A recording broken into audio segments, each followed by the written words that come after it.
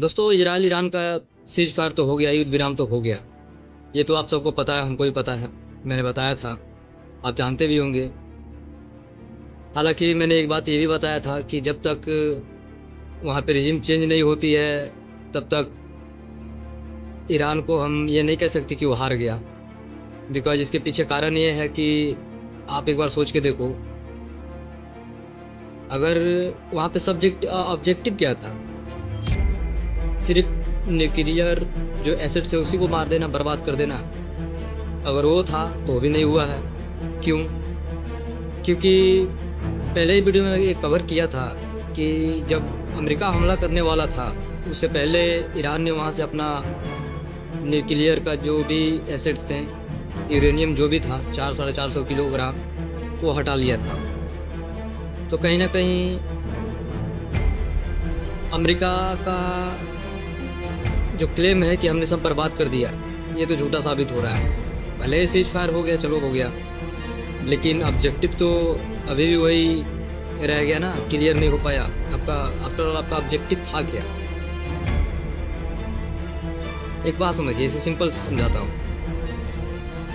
मान लीजिए कि आपके पास कैपेबिलिटी है लेकिन इंटेंट नहीं है, तो कहीं ना कहीं आपके पास जब कैपेबिलिटीज है तो आपके अंदर इंटेंट आएगा।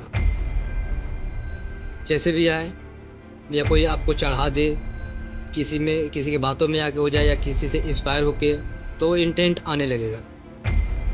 चलिए उसको साइड करते हैं। अगर आपके पास इंटेंट है, कैपेबिलिटी नहीं है, तो वो इंटेंट आपको सोने नहीं देगी। मतलब कि आप कुछ अगर करना चाहते हैं, आपके अंदर जुनून है, करना चाहते हैं, लेकिन कैपेबल नहीं है, फिर भी वो जुनून आपसे करा देगी। तो ईरान के केस में देखें तो ईरान के पास कैपेबिलिटी भी है, इंटेंट भी है। और रही बात इनके सीज फायर की, तो मैं पहले भी बोल दिया हूँ कि जब तक यहाँ पे ईरान में रिजिम चेंज नहीं होता है, ये उनकी हार नहीं है। उनकी हार तभी है जब वहाँ पे रिजिम चेंज हो, तख्ता पलट हो। खैर, एक और इंटरेस्टिंग चीज़ है। एक पाकिस्तान से खबर आ रही है कि पाकिस्तानी मीडिया ने कवर किया है, और सुनने में आ रहा है कि पाकिस्तान को $350 मिलियन का फिर कहीं से मिल गया है पैसा, कर्जा। कर्जा छोड़ो, वही है, ईरान को पीठ पीछे चाकू मारे थे, वो अमेरिका ही दिया है। $350, $350 मिलियन। जनता में बहुत खुशी है अमेरिका और पाकिस्तान की कि हमें फिर से $350 मिलियन मिले। तो शायद वो भूल रहे हैं, उसी का वो पैसा मिल रहा है पीठ में चाकू चाकू मारने का। खैर, इसे भी हटाते हैं। लेकिन इसी के साथ पाकिस्तान के साथ एक और चीजें खराब हो रही हैं, वो भी सामने आ रही हैं। दरअसल इसका कनेक्शन आज से 6 साल पहले चलिए। आपको याद होगा जब हमारा एक प्लेन गिरा था पाकिस्तान में, जिसमें अभिनंदन को इन्होंने मारा था। उसमें कुछ मिलिट्री के ऑफिसर्स थे, कैप्टन थे, उन्होंने अभिनंदन को मारा था, टॉर्चर किया था। सुनने में आ रहा है उसे किसी अननोन गनमैन ने मार दिया। अब ये अननोन गनमैन है कौन, ये तो पता नहीं। और जब से ऑपरेशन सिंदूर पे सीज फायर हुआ है, ऑपरेशन सिंदूर का जो सीज फायर हुआ है, उसके बाद से ही पता ना कौन अननोन मैन है जो एक एक को चुन के मारे जा रहा है। और पाकिस्तान का क्लेम है कि ये अननोन गनमैन इंडिया ने भेजा है। तो भाई, सबसे पहला बात, आपके पास कोई प्रूफ है नहीं, हो तो बताइए। आपके पास कोई प्रूफ हो तो बताइए, ऐसे ही किसी पे एलिगेशन नहीं लगाया जाता। खैर, ये जो भी है, ये एक एक को चुन के मार रहा है। जो वहाँ पे बचे कुचे थे, कुछ मिलिट्री वाले हैं, कुछ टेरर कैंप जो चलाते हैं वो हैं, उनको चुन चुन के मार रहा है। लेकिन ये है कौन, इसका कुछ खबर नहीं है।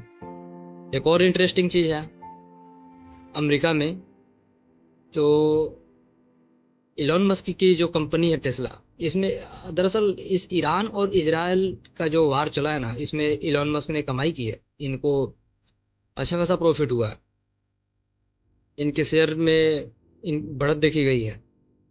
इसके कनेक्शन बताए ऐसे जा रहे हैं कि जो B2 बम्बर जो इनका फ्लाइट था, जो ऑटो जो बिना पायलट का चलता है, उसको लेके खबर आ रही थी कि उसकी प्रोडक्शन बढ़ाई जा रही है। अब वो बिना पायलट वाले B2B जो फ्लाइट है और ज़्यादा बनाएंगे, जो जहाज़ है लड़ाकू विमान, उस पे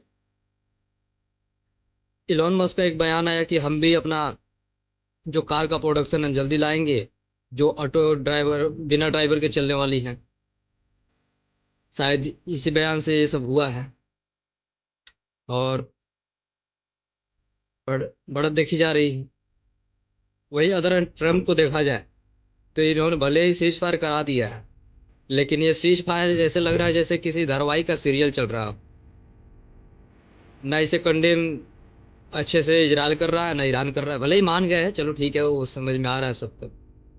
लेकिन फिर से मैं रिपीट कर दूं, बता दूं कि ये तब तक वो सीज फायर को सीज फायर नहीं माना जाएगा जब तक ईरान में तख्ता पलट नहीं होता है। क्योंकि भले ही सीज फायर हुआ है, अभी भी भड़का हुआ है ईरान। ईरान के पास भाई अभी ऑप्शन नहीं है, इसलिए उसने पीछे हट गया। वो चाहता था पीछे हट जाना, क्योंकि अब सामने फ्रंट फुट पे रहता तो उसे नुकसान झेलनी थी। अब पूछे सोच रहे होंगे कि तो भाई इजराइल क्यों पीछे हट गया। इसके पीछे कारण ये था, इजराइल को सपोर्ट कौन कर रहा था? America, Trump. उसको सारे मिसाइल से जो भी थी, जो भी एसेट से अमेरिका ही तो दे रहा था। और जब अमेरिका ही बोल रहा है पीछे हट जाओ, तो हटना पड़ेगा, उसके पास भी मजबूरी थी। तो ये अपने अपने रास्ते हैं, लेकिन ये युद्ध आगे चलने वाला है। मैं कल बोला था कि कुछ दिनों के लिए माहौल शांत रहेगा, फिर कुछ ना कुछ होगा। वो ईरान करे या इजराइल करे, दोनों में से कोई ना कोई हरकत करेगी और ये युद्ध फिर खींचेगा। दोनों अभी, मैं बोला ना कि इंसान के पास जब कैपेबिलिटीज है, इंटेंट नहीं है, तो कोई उससे करा देगा। अगर इंटेंट है, कैपेबिलिटीज नहीं है, तो इंटेंट सोने नहीं देगा। वो कैपेबिलिटी बनाने पे फोकस करेगा और वो करेगा फिर। और ईरान के पास तो दोनों है, इंटेंट भी है, कैपेबिलिटी भी है। तो ईरान हील कर रहा है अपने आप, वो कम बैक करेगा फिर से। जहाँ तक कि अभी सिचुएशन से तो यही समझ में आ रहा है। खैर देखते हैं आगे क्या होता है। जो भी होगा उसका अपडेट मैं दूंगा। हालांकि एक चीज़ तो सामने आ रही है, सबने आफ्टर, मतलब पूरी दुनिया ने ये बात कही थी कि हाँ, पाकिस्तान ने धोखा दिया, धोखा दिया, धोखा दिया। और ये $350 मिलियन जो मिले हैं अभी आज की डेट में, पता चला, ये न्यूज़ आ रहा है, ये वही तो रुपए है ना जो अमेरिका ने दिया। और ये ऐसा मैं नहीं बोल रहा, इसके पीछे एक कारण है।